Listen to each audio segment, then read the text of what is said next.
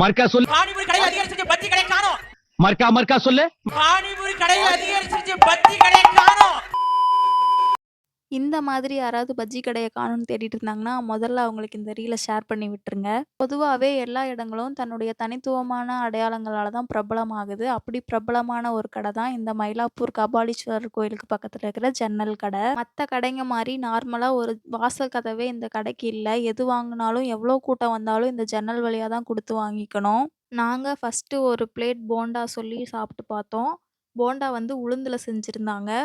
Taste கொஞ்சம் ஆவரேஜா தான் இருந்துச்சு. அந்த சட்னி கூட வச்சு சாப்பிடும்போது கொஞ்சம் நல்லா இருந்துச்சு ஃப்ளேவர். அந்த சட்னி நீங்க எவ்வளோ டைம் வேணா ரீஃபில் பண்ணிக்கலாம். அவங்க வந்து கேட்கும்போதெல்லாம் தருவாங்க.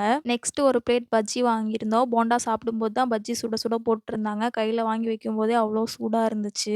இவங்க ஈவினிங் டைம்ல பஜ்ஜி, போண்டா மட்டும் இல்லாம இட்லி, தோசைன்னு டிஃபன் ஐட்டமும் குடுத்துட்டுருக்காங்க. நீங்க எப்பயாவது ஈவினிங் டைம்ல மந்தவெளி, மயிலாப்பூர், ராயப்பேட்டை ஏரியால இருந்தீங்கன்னா, கண்டிப்பா இந்த ஷாப்ல போய் ட்ரை பண்ணி பாருங்க.